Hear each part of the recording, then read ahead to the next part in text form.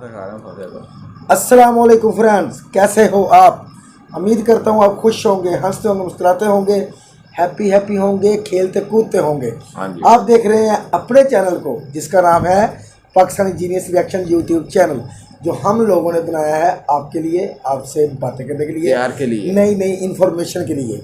तो मेरे साथ बैठे हुए हैं हाफिज भाई, मैं आपका भाई जे भाई डॉन। आज पति भाई मिसिंग है, तो अगली वीडियो में पतीश भाई आपसे मुलाकात करेंगे। तो वीडियो के मतलब बताएंगे आपको हाफिज भाई।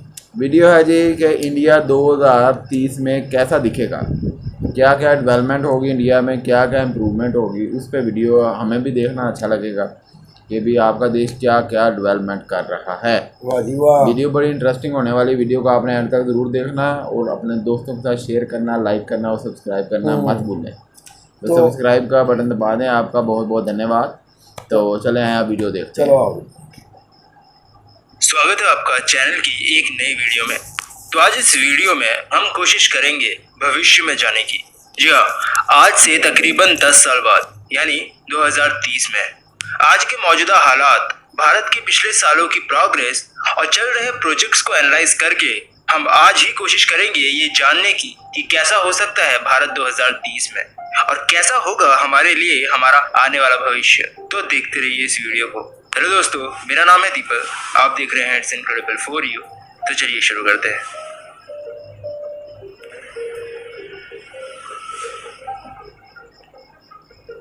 तो उम्मीद है कि हम कुछ ही समय में अभी चल रही महामारी यानी कोरोना वायरस से निजात पालेंगे और फिर शुरू हो जाएगी हमारी आम जिंदगी।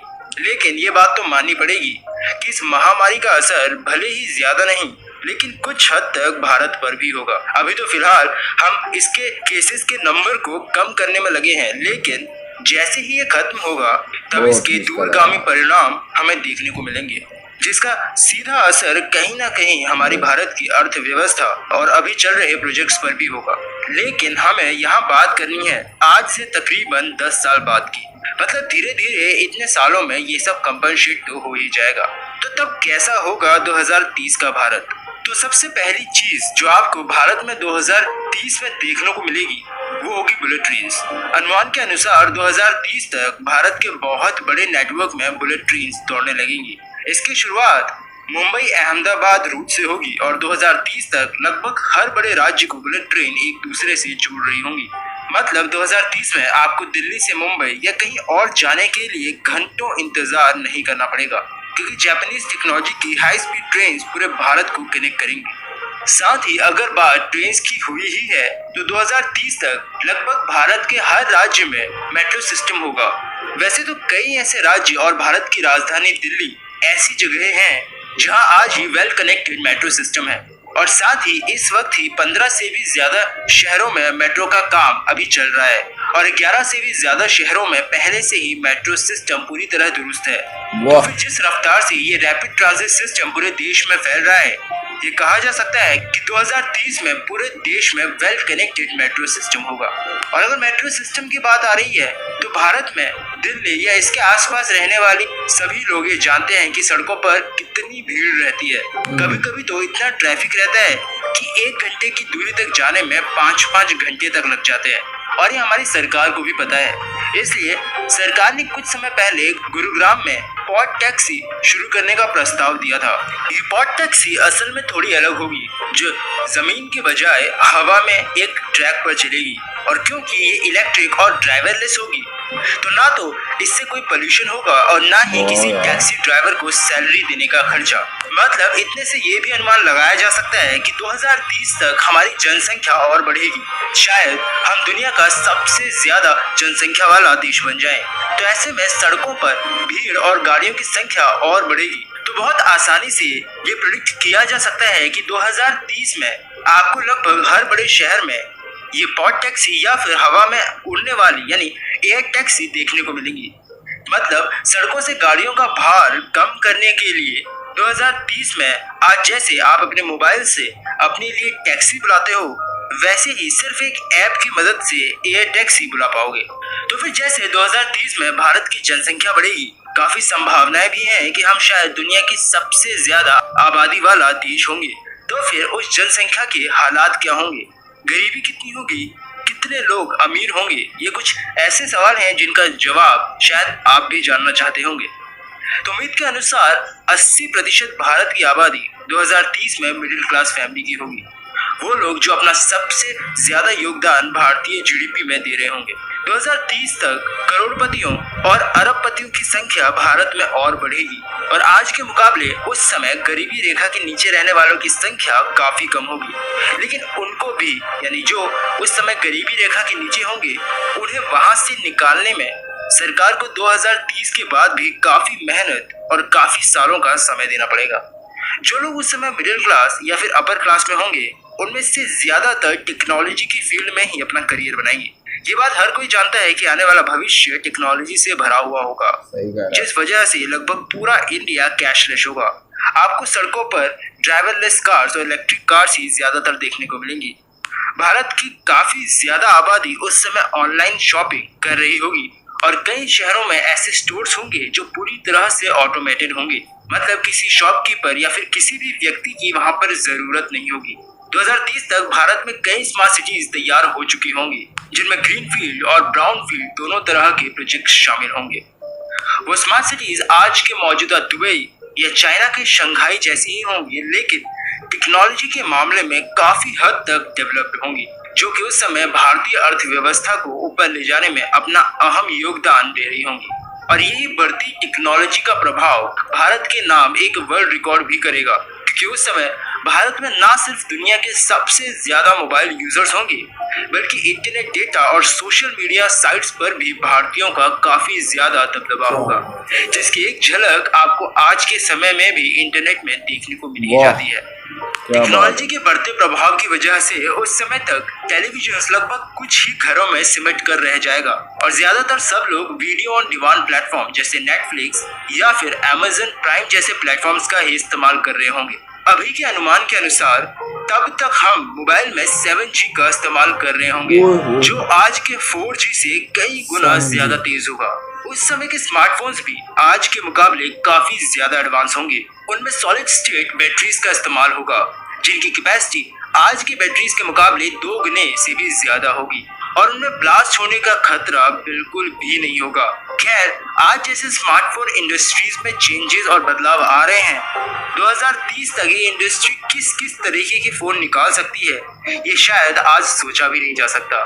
तो फिर क्या टेक्नोलॉजी के इतने इस्तेमाल बढ़ने के कारण क्या कुछ नुकसान होंगे? बिल्कुल, नुकसान ये होंगे कि इंसान असली जिंदगी को भूल जाएगा, जो काफी हद तक हम आज भी भूल चुके हैं। उसकी जिंदगी मोबाइल के एक ऐप से शुरू होकर कंप्यूटर के दूसरे सॉफ्टवेयर में खत्म हो जाया करेगी। असल जिंदगी से ज्यादा दोस्त फेसबुक पर होंगे और शायद एक दूसरे से हम सिर्फ व्हाट्सएप पर ही मिला करेंगे। इसके साथ साथ अंतरिक्ष के क्षेत्र में भी भारत की काफी अच्छी तरक्की होगी। तब तक भारत अपने पहले इंसान को अंतरिक्ष में भेज चुका होगा और क्या पता हम तब तक मार्स तक भी पहुंच जाएं। भारत के लिए 2030 तक अंतरिक्ष में जाना उतना ही आसान हो जाएगा जितना आसान आज हमारे लिए सैटेलाइट्स को लॉन्च करना है। तब तक इसरो काफी बड़े मिशंस को अंजाम दे चुकी होगी और हम सूर्य और शुक्र दोनों पर ही अपना मिशन भेज चुके होंगे। तो फिर ये था एक छोटा सा प्रेडिक्शन 2030 का, उन सभी चीजों को देखते हुए जो आज चल रही हैं। लेकिन अब आप शायद जाते जाते थोड़ा बहुत दुनिया के बारे में भी जानना चाहते हो कि 2030 में पूरी दुनिया आखिर कैसी होगी। तो सुनिए, अमेरिका 2030 तक अकेली विश्व शक्ति नहीं रहेगी। प्राइस वाटर हाउस कूपर्स की एक रिपोर्ट के अनुसार 2030 तक अमेरिका को कई देश टक्कर देंगे, फिर चाहे वो जर्मनी हो या एशिया में चाइना। उम्मीद है कि उस वक्त तक पूरे विश्व की जीडीपी आज से 1.5 गुना बढ़ जाएगी, जिसमें एशियाई देशों की एक अहम भूमिका होगी। दुनिया उस समय तक मार्स पर इंसानों को भेजने में कामयाब हो चुकी होगी, मतलब हम उस सिविलाइजेशन बन जाएंगे जो एक ग्रह से दूसरे ग्रह तक जा सकते हो। अगर आज के स्पेसएक्स और कई बड़ी वर्ल्ड ऑर्गेनाइजेशंस के विजन को देखते हैं तो दुनिया की महाशक्ति का ध्रुवीकरण 2030 में पश्चिम से पूर्व यानी एशिया के देशों की तरफ होना शुरू हो जाएगा। वैसे भी 2050 के बाद तो दुनिया की महाशक्ति कोई एशियाई देश ही बनकर उभरेगा। आपको क्या लगता है कौन सा देश होगा? खैर, अच्छा है, हमारे बगल में एक देश है जो एक हफ्ते में हजारों बेड्स का एक हॉस्पिटल तैयार कर देता है। और यहाँ पर कुछ लोग सिर्फ यही सोचते हैं कि कैसे सरकार की किसी भी काम में अड़ंगा डाला जाए। मैं यहाँ पर किसी पार्टी की तारीफ नहीं कर रहा, बस कोशिश कर रहा हूँ भारतवासियों को उन्हीं से मिलाने की। गर्व से आज हम कहते तो हैं कि भारत विश्व शक्ति बनेगा, और इसमें कोई दोहराए भी नहीं है कि अगर जितना पोटेंशियल भारत में है वो सब सही जगह लग जाए तो भारत न सिर्फ विश्व शक्ति बन सकता है, बल्कि किसी देश की हिम्मत नहीं होगी कि वो भारत की तरफ आंख उठाकर भी देख ले। लेकिन न जाने किसकी नजर लग गई भारत को। एक प्रोजेक्ट शुरू करते हैं तो उस पर सपोर्ट करने से ज्यादा ये पूछने वाले सामने आ जाते हैं कि इसकी क्या जरूरत थी। आने वाले भविष्य में महाशक्ति का खिताब कोई एशियाई देश ही लेगा। हम तैयार हो ना हो, हमारा पड़ोसी चाइना तैयार बैठा है, और अगर आज संकल्प ले लिया तो कोई भी नहीं रोक सकता भारत को भविष्य में विश्व महाशक्ति बनने से। इसके बारे में सोचिएगा जरूर। फिलहाल के लिए इस वीडियो में इतना ही। उम्मीद करता हूँ आपको वीडियो पसंद आई होगी। अगर आपको वीडियो पसंद आई है तो इसे लाइक करें, अपने दोस्तों और फैमिली के साथ में शेयर करें। अगर आप चैनल पर नए आए हैं तो चैनल को सब्सक्राइब किए बिना बिल्कुल मत जाइएगा। जी वीडियो बड़ी कमाल की लगी यार, वाकई वीडियो बहुत कमाल की है यार। हकीकत गल्लां दसियां, हकीकत में बताया उन्होंने जो कुछ बताया है, ठीक है। वाकई एक तो ये है कि 2030 में पॉपुलेशन जो है हिंदुस्तान की बहुत ज़्यादा ही बढ़ जाएगी, ठीक है। चाइना की बनिस्बत आज तो 1.5 अरब आबादी है ना, 1.5 अरब 1.3 है, 1.3 अरब, फिर वो तकरीबन 2 अरब के लगभग हो जाएगी आबादी। नहीं 2 सर जी 2030 10 साल में आज आबादी कितने बच्चे होंगे, कितना कुछ होगा, पॉपुलेशन बहुत ज़्यादा बढ़ जाएगी।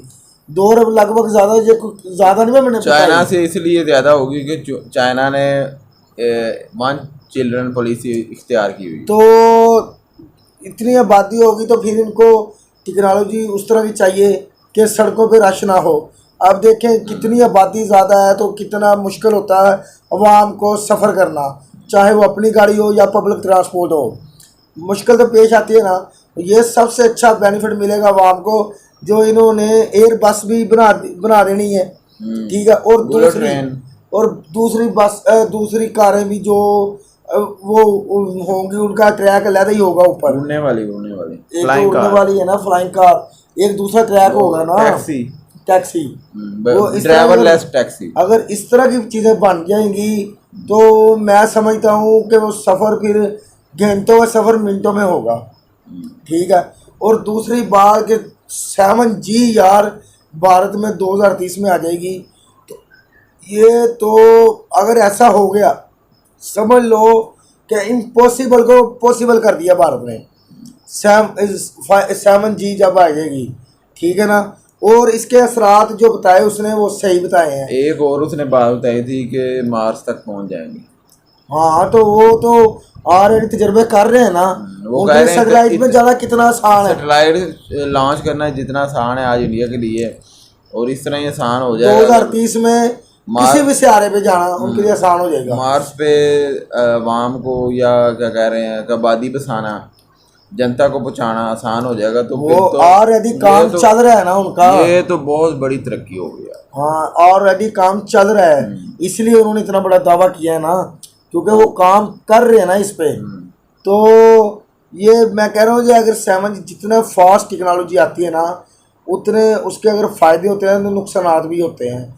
उस भाई ने सही बोला है कि नुकसान इसका ये होगा कि अपनों से दूर हो जाता है बंदा, ठीक है। जब अब हम ही है ना, जब मोबाइल लेके बैठते हैं, नेट चला लेते हैं, हमारा किसी के पास बैठने को दिल नहीं करता, हम घर में बैठे हों, अपने भाइयों से दूर हो जाते हैं, अपनी माँ बाप से दूर हो जाते हैं। हमारे पास इतना टाइम नहीं होता कि हम अपने माँ बाप से बात कर लें, बहन भाइयों से बात कर लें या दोस्तों से मिल लें। सिर्फ व्हाट्सएप, फेसबुक, इंस्टाग्राम, ट्विटर यही चलेगा लाइफ में। तो लाइफ ही इस चीज़ पे हो जाएगी। वो कह रहे हैं इतने फ्रेंड्स आपके आम रूटीन में ना हो जितने आपके फेसबुक आपके इतने, फिर ना जानते हुए भी हमारे इतने फ्रेंड्स हो जाएंगे। रियल में जो फ्रेंड है ना, जिनके साथ बचपन गुजारा, हम बड़े हुए, उनको हम भूल जाएंगे। टाइम बहुत मुश्किल हो जाएगा टाइम देना। ये अगर टेक्नोलॉजी के फ़ायदे हैं ना तो नुकसान भी हैं। और दूसरी बात जो वो भाई बता रहे थे कि एशियाई देश होगा, एशिया में 2 ही देश हैं जो मुस्तकबिल में टक्कर दे सकते हैं, इंडिया चाइना या इंडिया? तो अमेरिका तो उसने सही बोला है कि अमेरिका उसके हालात तो अभी से ख़राब होना शुरू हो गए हैं। 2030 तक तो अमेरिका वाकई ख़त्म हो जाएगा। ख़त्म नहीं होएगा यार। और भाई ख़त्म के सुपर पावर नहीं रहेगा, फिर वो ख़त्म होने वाला हिसाब ना, एक की बादशाहियत है, उसकी बादशाहियत छीन ली जाए तो उसके पास तो कुछ नहीं रहता बाकी। लेकिन ये है यार, फिर भी अमेरिका अब भी बहुत आगे। नहीं अब बहुत आगे, मगर 2030 में मुझे पता है ना कि अमेरिका ने ख़त्म हो जाना है। ख़त्म से मुराद ये सर, ख़त्म से मुराद है उसकी बादशाहियत ख़त्म हो जानी है। आज जो वहाँ पे बैठ के यूरोप में बैठ के हमारे एशिया पे यूरोप के जो वो बोल दे वही करना पड़ता है सबको। क्यों कि वो उसकी चुराहट बनी हुई है, उसका डॉलर चल रहा है। जब ये चीज़ें ख़त्म हो जाएगी, कमज़ोर हो जाएंगी, तो वो ऑटोमेटिकली तबाह हो जाएगा। ठीक है ना। तो इसको टक्कर देने के लिए वाकई अगर मुस्तकबिल में दो मुल्क हैं तो वो इंडिया और चाइना। ठीक है ना। चाइना भी टक्कर दे सकता है, इंडिया भी टक्कर दे सकता है, मगर टेक्नोलॉजी के मामले में इंडिया उससे बहुत ज़्यादा फास्ट हो जाएगा जैसे अमेरिका से। जैसे आज इंडिया का डंका बज रहा है कि वो स्पेस एजेंसी में काफ़ी डेवलपमेंट हुई है, इसरो ने काफ़ी तरक्की की है यार, वो बड़ी अच्छी अचीवमेंट है। और भी बहुत सारी अचीवमेंट है वक्त के साथ साथ होंगी। तो आपकी इस बारे में क्या ख्याल है? आपको वीडियो कैसी लगी है? वाकई अगर जो कुछ भाई ने बताया है, अगर 2030 में ऐसा होता है तो मेरा नहीं ख्याल कि कोई भी देश इतनी तरक्की या इंडिया तक पहुंच सके। क्योंकि वर्ल्ड में सबसे ज़्यादा मोबाइल यूज़र इंडिया के होंगे। सबसे ज़्यादा वो कह रहे हैं ना, मोबाइल यूज़र इंडिया के होंगे। जब सबसे ज़्यादा मोबाइल इतने फास्ट आ जाएंगे यार कि इम्पॉसिबल के इस तरह की टेक्नोलॉजी यूज़ होगी कि आप अपने हाथों में सब कुछ करोगे तो मोबाइल होगा।